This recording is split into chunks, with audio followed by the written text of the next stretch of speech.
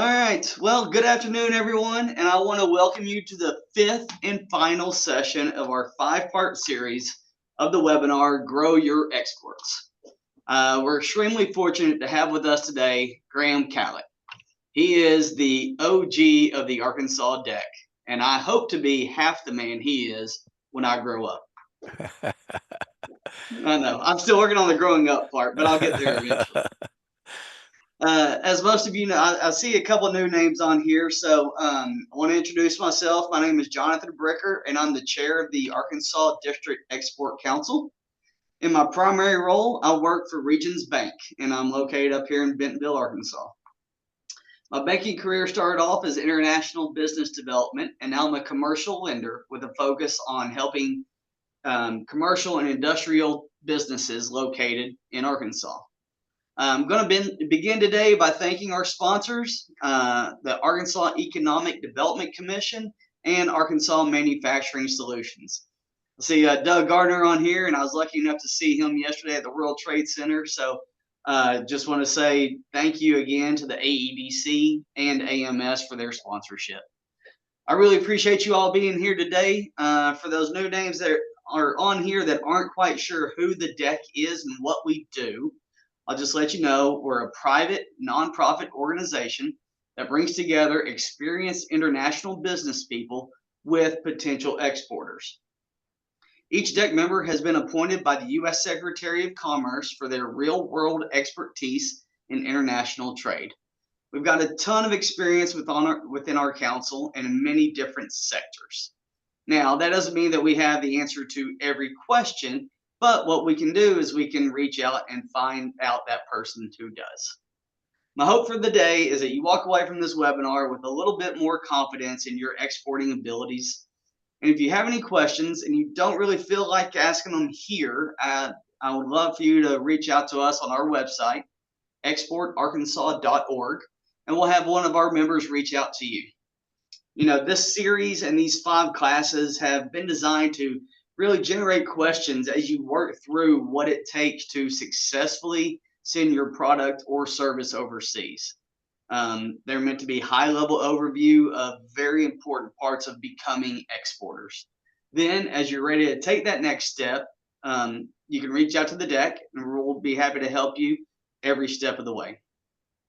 Before we begin, I'd like to ask everyone to keep themselves muted and raise your hand or put a question in the chat, which we'll be monitoring. That way we don't get any kind of background noise interrupting Mr. Catlett. I'd like to introduce everyone today to your educator, Mr. Rudy Ortiz. He is the previous chairman of the DEC, and he's the owner of Strategic Business Services, LLC, where he helps companies in a wide variety of international business and exporting needs. He helps the companies with foreign market entry efforts and is a U.S. partner of Global Market Entry Consultant. For these reasons, he is the DEC's education chair. Rudy, this is the last one. I just want to say you've done an amazing job of putting these 5 classes together. You've found some phenomenal speakers, and I'm extremely grateful. And to you, Miss Heidi, as well. I know this is a lot of work on you, but that does not go unnoticed, and we appreciate you very much. So, Rudy, with that, I'll turn it over to you. Jonathan, thank you so much. And speaking of great speakers, we definitely have a great speaker today. As it turns out, Graham has been the past chair of the District Export Council. I think at least a couple of times over the last 20 years or so. He's been a tremendous asset. And, you know, one of the things that is really unusual about Graham in terms of his experience is not only that he's an international attorney and has been for quite some time, but he himself has been a major exporter as well. He had a company in the former Soviet Union, was exporting, or I should say, importing into Russia American foods, and I believe that he was one of the very first, if not the first, person to do that. And so he worked there for like 11 or 12 years, and he continues to have international companies and doing business internationally as an exporter and an importer. And so not only does he have a lot of experience in terms of international law, but he really knows what it's like to export and import, and the things that you have to watch out for. So he brings a lot of knowledge, and not only from a legal perspective, but also from an exporter and importer perspective. And so he's, like I said, he's been doing international law work for quite some time, and he's a very valued partner of the District Export Council. And so with that, uh, Graham, go ahead and take it away. Thank you, Rudy and Jonathan. And let me also thank Heidi for organizing this meeting and particularly dressing up my slides that I've used in the past, but she's made them a lot more presentable, and I appreciate her for it. Let me say that I'm honored to have the opportunity to visit with you today. And I really want to visit with you because if you have some particular questions, then interrupt me at any time, or we can wait till the end and I'll make myself available for questions then, as well as even after this session as part of my um, uh, obligation and belief and opportunity to work with the District Export Council. I'm happy to answer questions at no cost to anybody if you want to write me. So please feel free to get in touch with me if you have questions in the future, and maybe I can help you struggle through some of the things and avoid some of the mistakes that I've made. As I go through these issues about legal matters and regulations, think of it as a checklist of things because some may apply to you and some may not apply to you. And to the extent they don't, then at least consider them on your list of things to review when you may encounter them. And let me tell you what we're going to talk about today, and then we can drill down into these topics, and hopefully they'll be meaningful to you. First, I'm going to talk about how to manage a risk for an exporter and those things that you could do to minimize your risks. Then I'll talk about various business models that you may use or encounter in your international sales. We'll talk about export contracts and distribution contracts, and then export regulations briefly, because this is a very complicated area, but it affects a lot of exporters uh, throughout Arkansas and the country. And then we run into foreign regulations and trade barriers, which we may not think about as exporters, but they still may affect us because our customer may have to deal with them in getting our products into their countries. And so it's better if we think about them on the front end and make sure that we can help our customer satisfy them. Finally, I'll talk about free trade agreements and whether they're even politically possible to use anymore. As far as managing risks, I have made a list of things that hopefully would minimize an exporter's risk. As I read and talk through them, you'll realize that they seem very naive. But I suggest that you consider these the baseline for your export operations. And if you vary one of these, then it should be a flag and cause you to think thoroughly about why you're varying from one of these and how best to manage the risk that will increase if you don't follow these. The first one is to sell direct, never leaving home. Well, the point that that's making is that once you hire people or you have a warehouse, or you even travel to make sales or repairs, then you are encountering additional risk. And so the minimum base should be sell direct, never leave home. Of course, that's impractical in all cases, but that's the base. The next is to sell only to good folks from a good place. And I mean good folks, that means people who are going to honor their contracts. And from a good place, that means that they won't throw up any roadblocks that impede your ability to sell your goods. And if it's necessary for you to enforce your contract in that place, that the legal system will honor your contract. The third has to do with payment. I think we all know that the best way is to have prepayment in full. A little less or a little more risk is to have a confirmed letter of credit or an insured receivable, but all three of those help the exporter manage his risk. Anytime you are receiving money after your goods are shipped without a letter of credit or an insured receivable, or particularly if you have to collect from the buyer in a foreign country, then you have obviously increased your risk. The next category is when does title transfer and risk of loss and possession. And the best situation there is for you to use Ex-Works under the in your title transfer documents. Next is no warranty. And I say that even though you may realize that in some laws, there may be an implied warranty that you may not be aware of, but best for you is not to have a warranty. The next category is no bribes, which is difficult some places.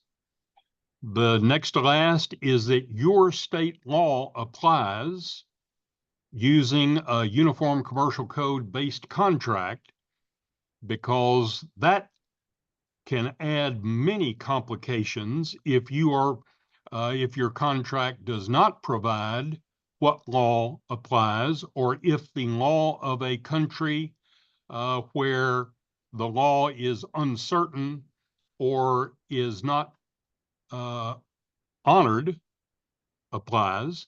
And finally, the location of where disputes are resolved.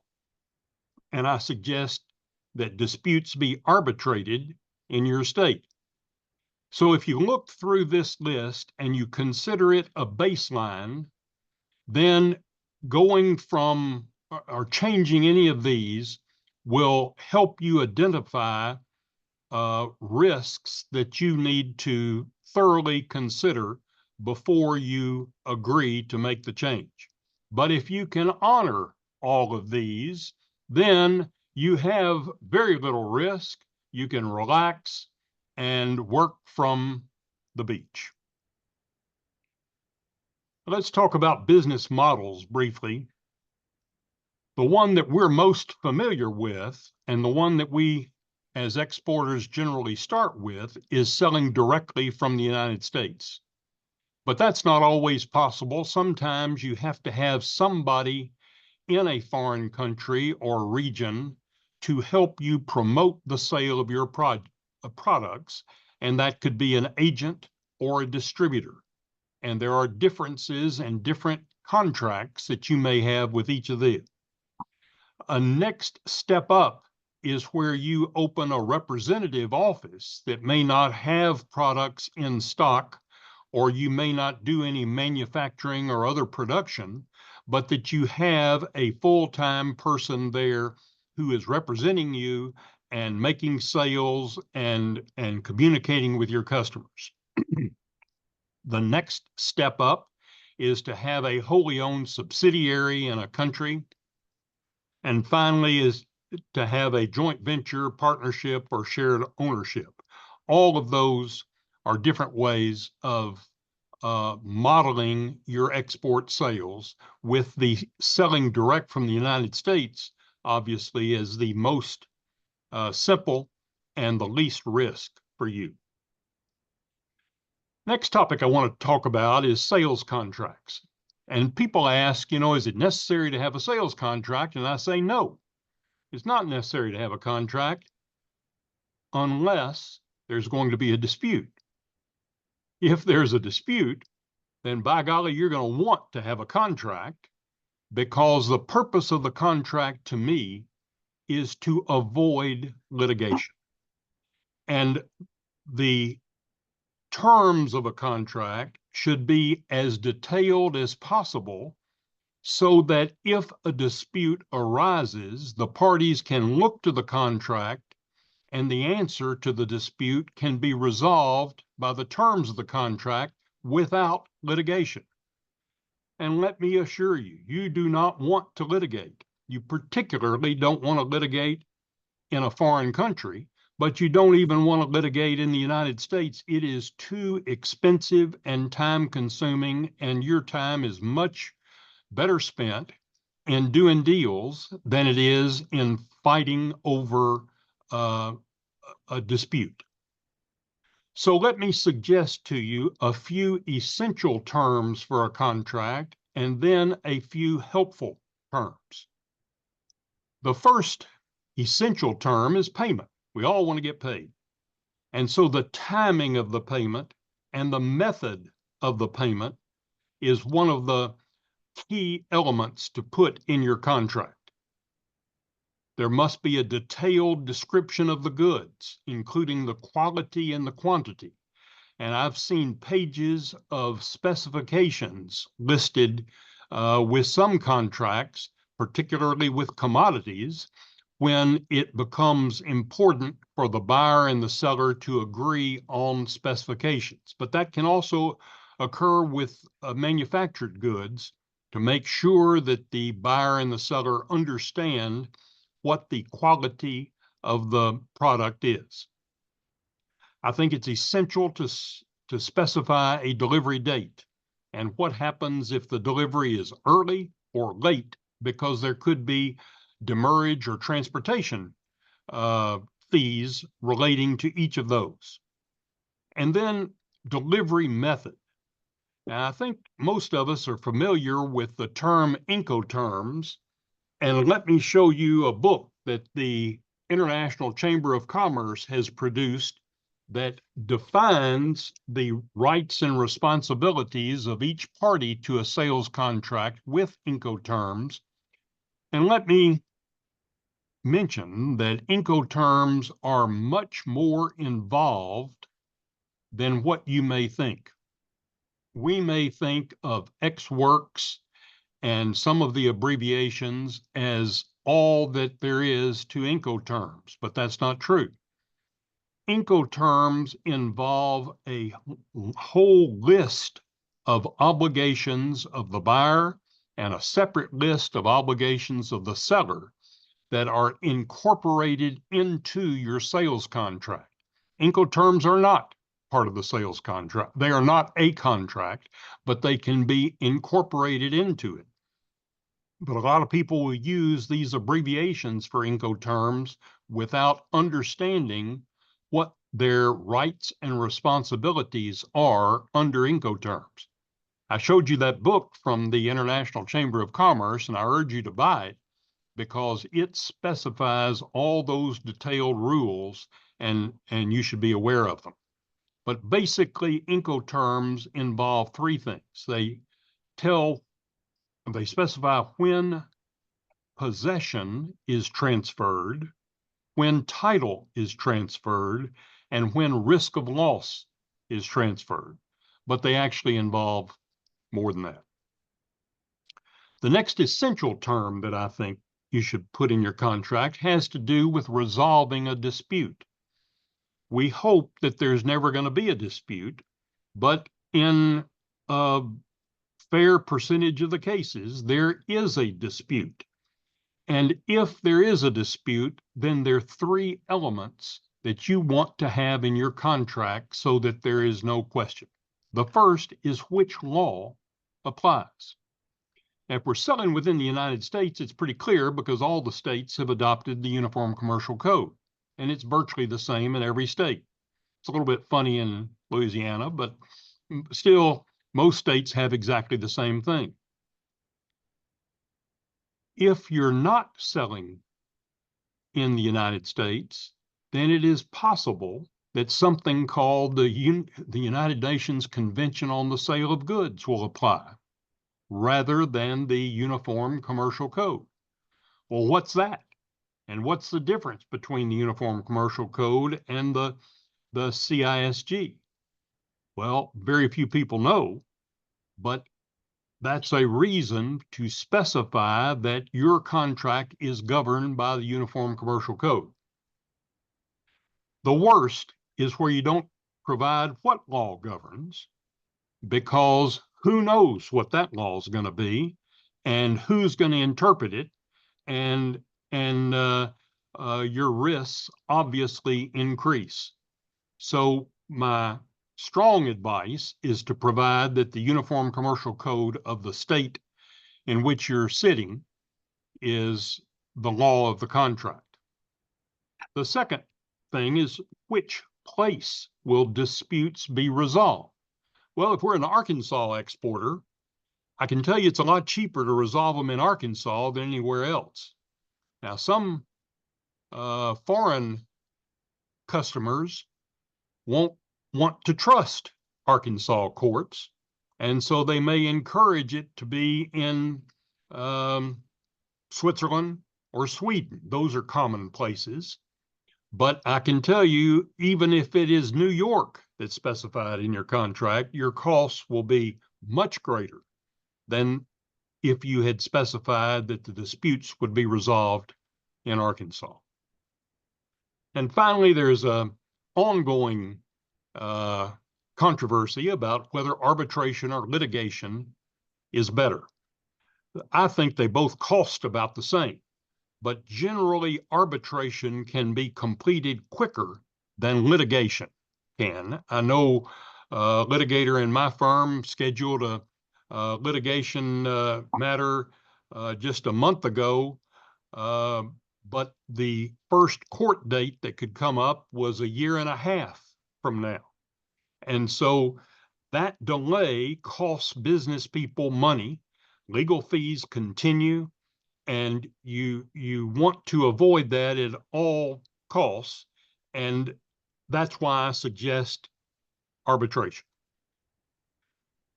As far as helpful terms, here's a litany of a few things that you might want to put in your sales contract. First, having to do with warranty or disclaimer, and that means service. What happens if the product breaks? Who's going to fix it, and can it be shipped back? What if customs duties have been paid on it in Europe, and then you need to bring it back to the United States to be fixed? Those are all big problems. And let me tell you that even under the Uniform Commercial Code in Arkansas and in the United States, there are some implied warranties that the seller makes that the seller may not be even aware that they're making. So if you can disclaim those warranties, then you may choose that it's better that you do so. Indemnification: what happens if your customer does something wrong, but their customer sues not only your customer, but also you? Even though you didn't do anything wrong, you may still have the costs of defending yourself, and you may want your customer to indemnify you against those costs. What about protection of intellectual property, if that's even realistic? We've had some American companies become so concerned about losing their intellectual property that they will not sell the most recent items abroad, but only the items that may be a few years old, so that their most current intellectual property can't be taken. And you have to assess whether if a customer does take your intellectual property, whether it's worth you trying to defend against the customer reusing it without your permission. Confidentiality, non-competition. What if your customer decides to go in business against you in wherever the location is that okay with you, or do you want to try to prevent it? Non-solicitation and non-diversion. Diversion becomes an increasingly important issue today as Russia and some other sanctioned countries are trying to buy the same products that they had before, but they're having the seller ship them to Belarus or to Turkey and relabeling them and sending them on into Russia. And that can, if the original manufacturer is aware of it, subject that manufacturer to penalties.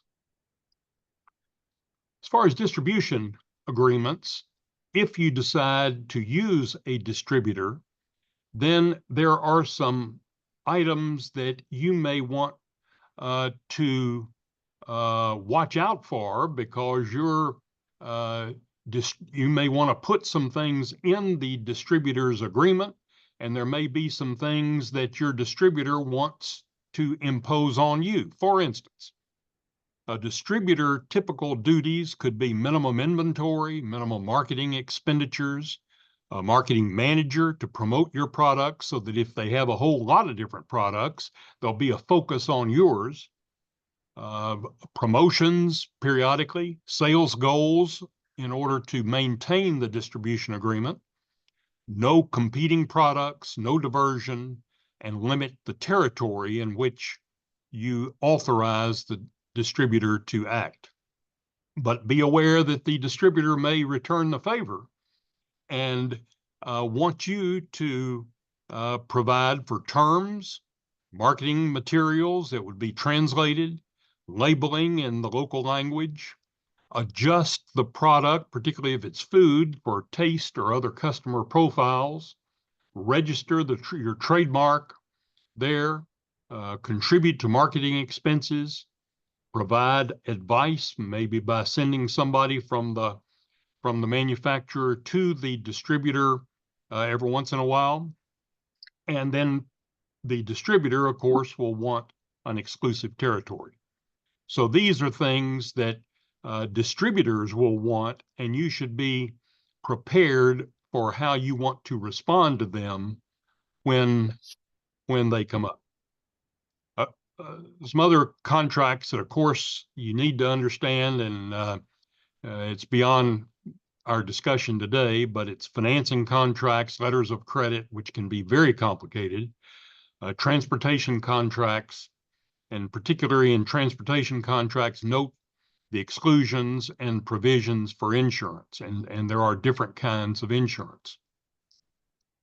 As far as contract forms, I recommend again that you Google the International Chamber of Commerce, because they have a set of form contracts that you can acquire, and their export sales agreement, their agency agreement, their distributor agreement are particularly good and fair between the buyer and the seller. When I represent one side or the other, then I don't want a fair contract. I want one that benefits my client more, but at least for you to look at the terms of the contract and how they may apply to you, this is a good place to start. In addition to contracts, we have to be aware of legal rules of the United States that affect exporting. And there are two different categories here. There's first economic sanctions. Many of them are regulated by the Office of Financial Asset Control, which is a department of the Treasury. And we're seeing more and more, as you understand, sanctions against individual persons and countries. And so it is important that you don't do business with anybody on the sanction list. And I think last week another 500 or 600 individuals and companies were added to that sanctions list. So it's important to check that list before you start doing business with a new company.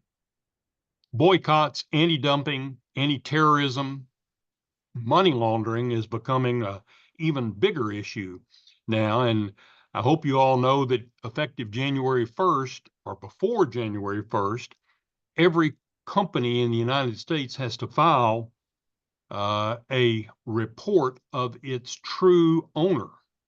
And it hadn't been publicized a whole lot, but the true owner of the company has to be on file with the government. And the purpose of it is to help the government understand where there is money laundering going on. But that's something that I urge you to make sure you do, because there are penalties for not filing it by January 1st. Export controls, those products and services that relate to military or national security are governed by the ITAR regulations. Some of those products which are not national security are governed by EAR. Not all products must have export controls, but a lot do, and you should be aware of it. Additional legal rules, one that burns a lot of people, are the Corrupt Practices Act. The United States had one of the first and toughest Foreign Corrupt Practices Act. And basically what it says, and I say basically because the Justice Department book on this is about 800 pages long, but basically it says that a company cannot pay a bribe to a government official in order to make a sale of a good or service. Now, listen to what I said. You can't pay a government official. Now, this law in America does not prohibit payments to a private company, but this is where a lot of people get tripped up, because in many countries, the government owns the private businesses. And so if you are doing business with a government-owned company, then giving gifts, paying bribes, and so forth can be against the law, not in that country. I'm not even talking about that, but it can be an indictable offense in the United States. And that does cause people problems. It is particularly a problem in some industries, as you can imagine, like oil and gas, where they do business in places where the law is not so well developed and the people want personal incentives. But it's not just in oil and gas and not just in those countries, but be aware that there is this Foreign Corrupt Practices Act in the United States, and it makes it a crime in America for violating this law. There's also a United Nations Convention that applies to a lot of other countries. But also there's some other U.S. rules that can affect you in your exporting: employment laws, environmental laws, trade laws, tax laws, antitrust laws, and treaties. Treaties often can help you by reducing the restrictions, the requirements, and the taxes on your export of goods. But all of those are legal rules of the United States that can affect your export sale. I mentioned earlier that we have to comply with foreign regulations. Well, we think, well, you know, we give it to FedEx or give it to the trucking company and we can forget it because we've sold X Works. Well, that may be legally true, but If your customer has problems with the product, then you're going to have a reduced opportunity for making a second sale. And of course, it might even come up during the first sale. And so you should be aware and you should communicate with your customer about what kinds of regulations will affect your products and your buyer's ability to get it through customs in that country, such as customs clearance and tariff classifications, trademark protection, what your buyer will need for import licenses and if there are quotas or special duties, labeling and packaging and marking that may require your product to be specially labeled in a foreign language before it can be sold, and in some cases before it can be released from customs. Consumer product and health and safety rules, which can be in Europe more stringent than they are in the United States. Same thing for product and quality standards, and then product warranty and specifications. So those are all things that even if you aren't directly related to it, then your customer could very well be, and you should educate yourself about it. If you are in fact importing into another country, then you will be directly related to all of those. Finally, I want to talk about free trade agreements. These are some of the greatest opportunities, I think, for exporters, because these treaties between countries help reduce or eliminate customs duties. They agree on product standards between the countries. They reduce documentation. They make it easier to sell to the government. And they allow service companies to supply services where they might not otherwise be able to, and generally have fair treatment for investors. The United States now has free trade agreements with 20 countries, and it covers about 47% of our goods and exports. This is not as many as other countries have. I can't recite how many, but I think Mexico has free trade agreements with a lot more countries, enabling it to export at more favorable terms to more countries than the United States can. Let's talk about what this means. Well, first of all, for the benefit of exporters, it means that it gives you a easier path to export your products. And I recommend to companies that are trying to develop export markets that they should look at those 20 countries as high priority for analysis for their exports. Now, there may be reasons why there are others that we don't have free trade agreements with that you might prefer to do business with. For instance, you've got a customer there. Or you may find that you have competitors in those countries, and so it's not worthwhile selling in those countries. But to the extent that you can sell in those countries, then these free trade agreements that we have may improve your ease of exporting. I've asked the question, is it politically acceptable today? There is a political belief in the United States and perhaps throughout the Western world that by having these free trade agreements, we have caused jobs to flee our country and go somewhere else because we've made it easier to buy products from some other country that could have been manufactured here. But by having free trade agreements, it has been easier to import those items. Now, let me give you an example from the past. I remember years ago, Walmart had a program where they encouraged consumers to buy American. And they even had little stickers that they put on the products. And they said, made in the USA.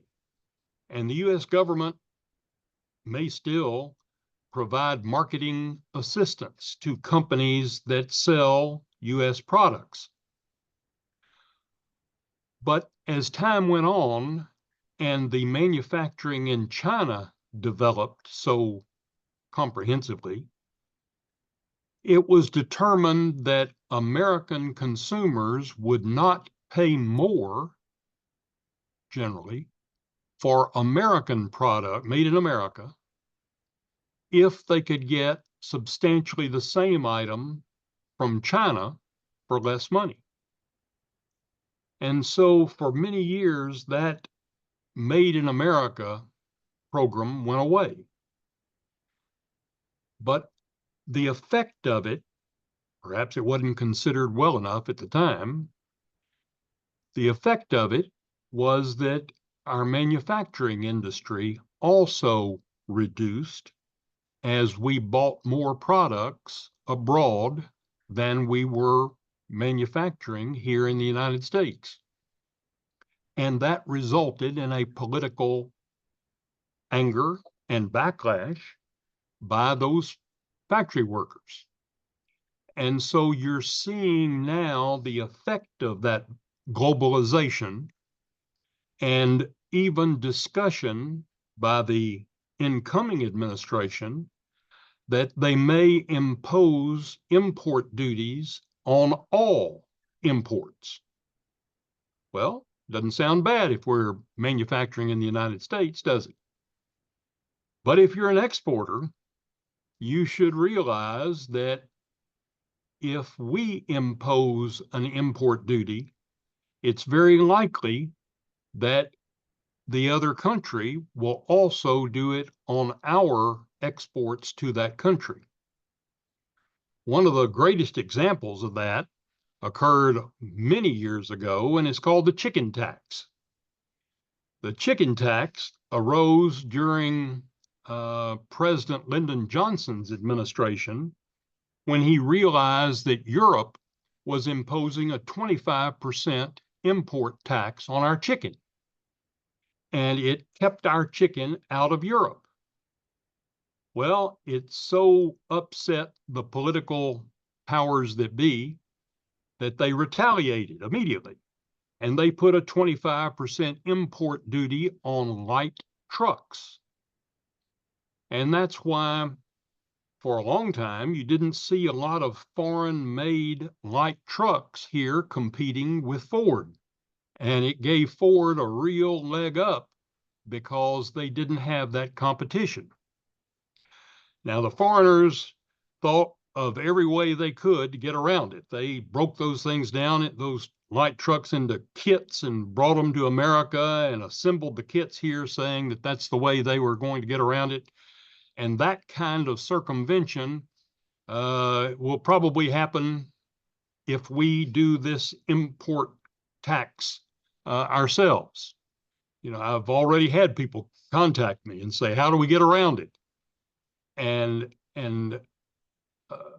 I mention it just because it is a hot political issue that will affect exports probably wherever we export. Will it affect some places more than others? Probably. The biggest risks will be in Mexico and China and probably Europe. So if you're doing business in those areas, watch the news and watch the rules real carefully and think through how you can avoid the risk of these import duties. Graham, I also wanted to highlight that in addition to free trade agreements, there are other kinds of agreements, regional trade agreements for one, and phase one sorts of agreements like we have with Japan. Free trade agreements, for the most part, mean that the duties between the two countries will go down to either zero or significantly less. And some of the other countries that we have agreements with, we don't have that kind of a situation, but we do have agreements where there's reduced and perhaps we agree to other things besides just the absolute zero duties on each other's countries. So do be aware that while the United States only has 20 or 21, I can't remember, free trade agreements with various countries, there are other agreements that you can take it, utilize to try to go into those countries with more favorable terms. Thank you, Rudy. And the first Trump administration seemed to be more in favor of doing bilateral agreements with just one country rather than a regional trade agreement. And that's why the Trans-Pacific Partnership that was negotiated under Obama was never ratified by the United States under Trump, and probably will not be ratified now.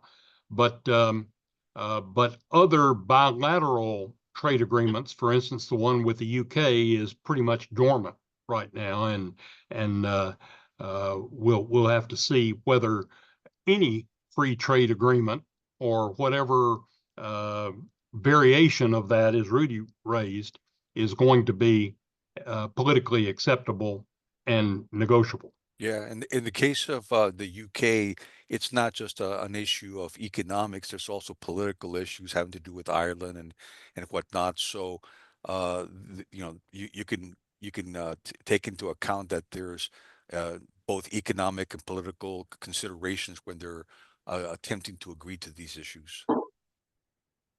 Thank you, Rudy. I agree. So that is the checklist of things that I suggest you consider regarding legal and regulatory issues.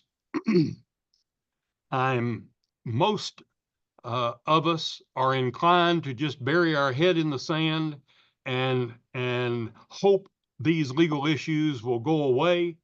I know I think that myself often, but they don't always go away, and you're sure a lot better to try to deal with them up front than wait until you have a problem.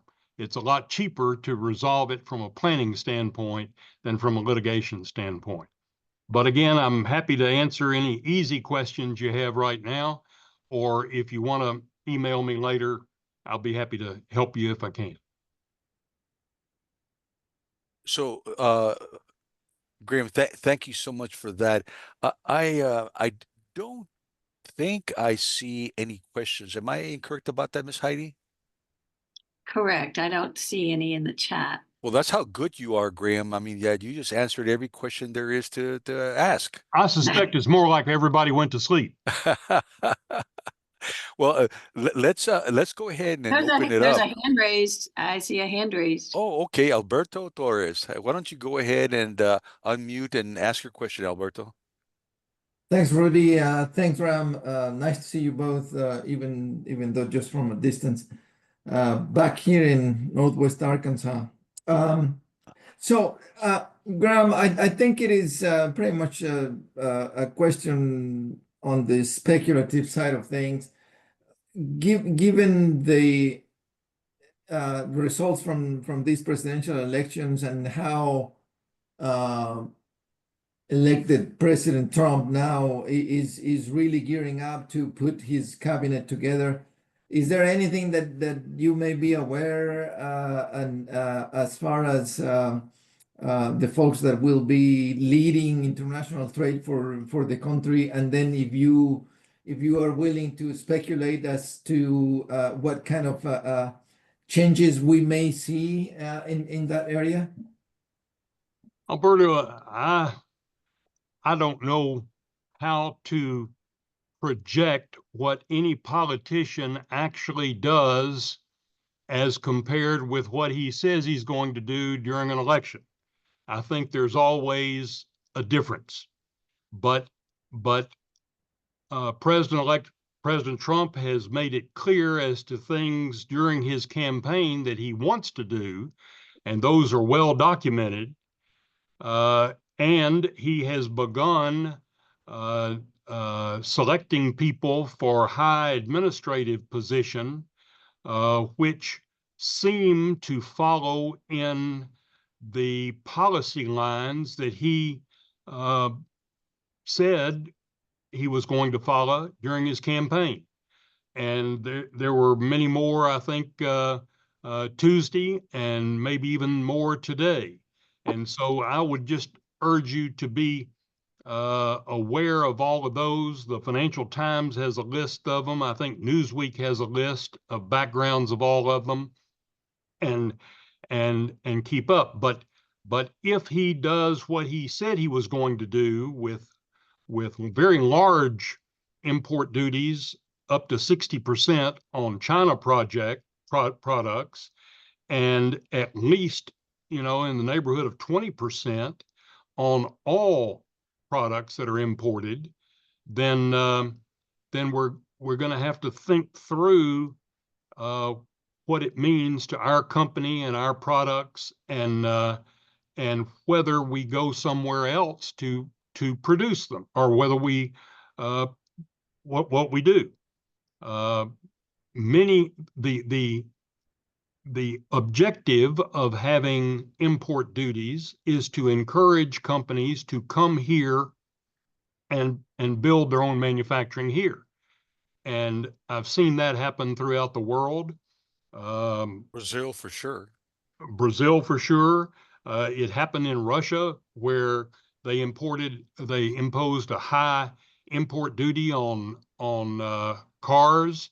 They prohibited a lot of food in certain cases to come in, and so the manufacturing was pulled into those countries to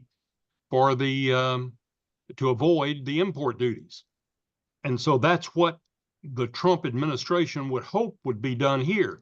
But we're looking at it from the other side. We're looking at it, what retaliatory import duties will be placed on our products in the markets where we export.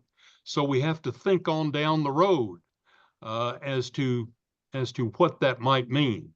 And every company is different, every product is different, but I think we'll see it over the next year or two. Yeah.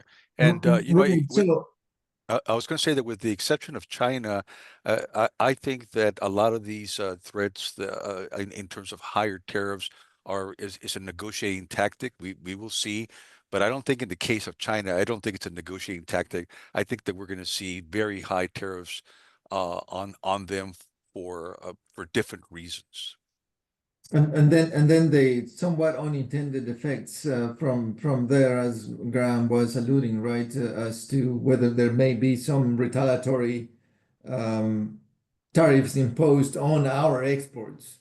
I was reviewing some news I get on a regular basis from Brazil for the poultry industry, and one of the things that they were pretty happy about is that sorry about that, is that they are pretty somewhat excited, not necessarily because of these presidential elections results that we got in the US, but just because of their geopolitics going around the world these days, that seem to be helping the Brazilian exports considerably. They are boosting their rates of exports for any kind of meat, pork, beef, poultry, as well as feed ingredients, soybeans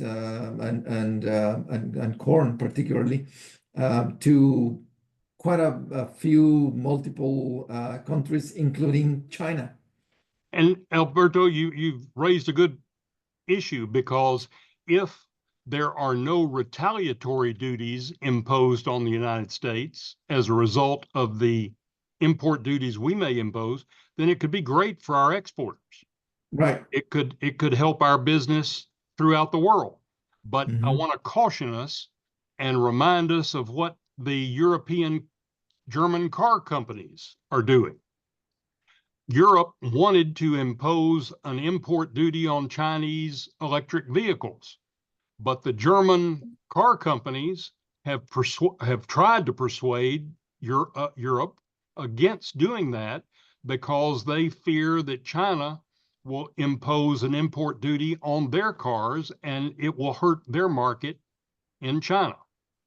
Now, BMW and Mercedes and Volkswagen are already analyzing, how they can beef up their production in the United States to avoid duties that Trump may put on them, their exports from Europe.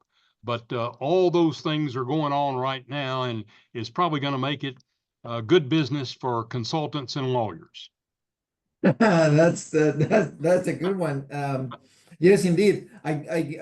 From what I hear, the car manufacturers in Europe, particularly Volkswagen and all the brands they possess, they are struggling, and they are definitely on an uphill battle with China, because they are already losing market. They are outcompeted on the pricing side, and so imposing tariffs would be almost like shooting themselves in the foot, right? As we say.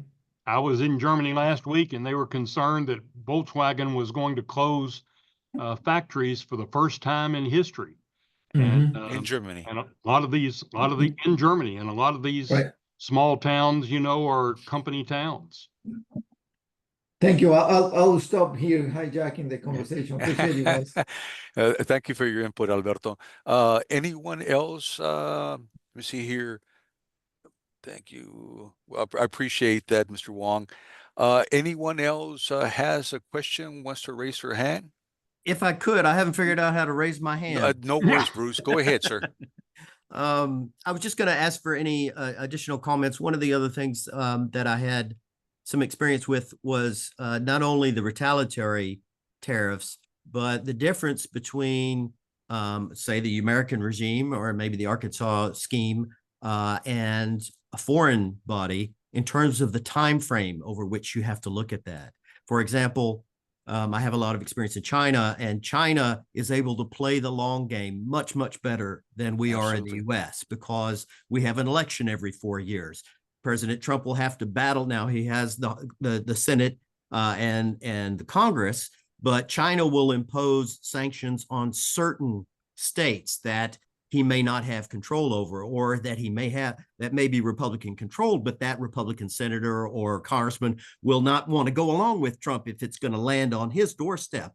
And they're able to play a longer game, and those kind of things come into play in terms of the ability of an American president to implement some of these things versus the ability of, say, China, and they're not the only ones, to much more easily control and swiftly react and control some of the tariffs that they put in place. And I just want, that was my experience, and I wonder if that calls to mind anything that you might want to add from a more learned perspective. I think you're exactly right, and I think that it is not normal to impose a blanket tariff. Generally, they're targeted for certain reasons, and so when President Trump says he's going to impose a blanket tariff, as Rudy said, that may just be for negotiating purposes, because that's very unusual, or it may be for political purposes because people want to hear it. But generally, we see targeted tariffs on certain industries that have, for some reason, offended the powers. Yeah, and on top of that, it appears that Trump is going to bring Lighthizer back. And of course, Lighthizer was I guess, the chief architect of the USMCA and all of that. And so I do think it's mostly negotiating, and somebody like Lighthizer, if he does bring him back, would tamp down some of these, more aggressive things that Trump says, wholesale, across the board, 80% tariffs and things like that, and really be much more targeted, as he said, with in my opinion, with the exception of China. I think that the things that are being said about the Chinese, in terms of what their tactics are going to be, that the U.S. tactics are going to be, are in fact going to be pretty much across the board. And remember wholesale. Mexico. Mexico, I think, is at risk too, because the USMAC MC is going to end next year in 26, I think, has to be renegotiated. Yeah, I don't know how much more we're going to be able to squeeze out of Mexico. I think that the USMCA did do a pretty good job as opposed to NAFTA in terms of extracting concessions from the Mexicans, but it remains to be seen. Anyone else? All right. Well, thank you so much to everyone. I hope that you guys enjoyed this fifth and last uh, series from the series. Obviously, we're going to have additional webinars, but this was a five-part series. And Miss Heidi, do you have a survey that you want to put out? Sure. Yeah. As always, the only way that we can improve on what we're doing in terms of our offerings to you guys is to get some feedback on, things that you think we might be able to make improvements, and we're doing okay. So if you guys would take a minute to answer the survey, would really appreciate it.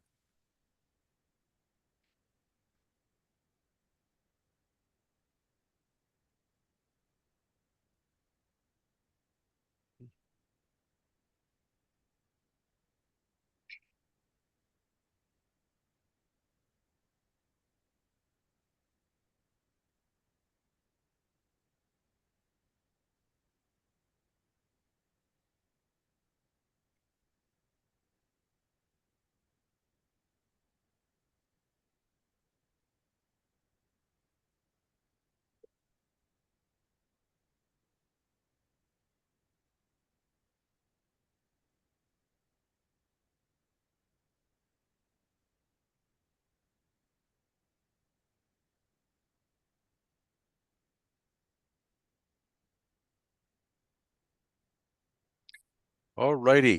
Well, very good. Miss Heidi, the next class that we're going to have is what? January 15th, the supply chain management. Right, right. And we're going to have Mr. Doug Gardner, who happens to be attending our class today, and he'll be talking about logistics and supply chain management, and in particular supply chain management. So we will be sending out information on that later on. We're not going to have anything, I believe, in December with all the people Correct. being on holidays and whatnot. All right. Well, once again, thank you so much. And if you have any questions, do feel free to contact any one of us, to contact Graham or myself, Ms. Heidi, and Jonathan as well, with any questions that are pertinent to whoever you think they are. And we will go from there. Thank you again, and you all have a great day.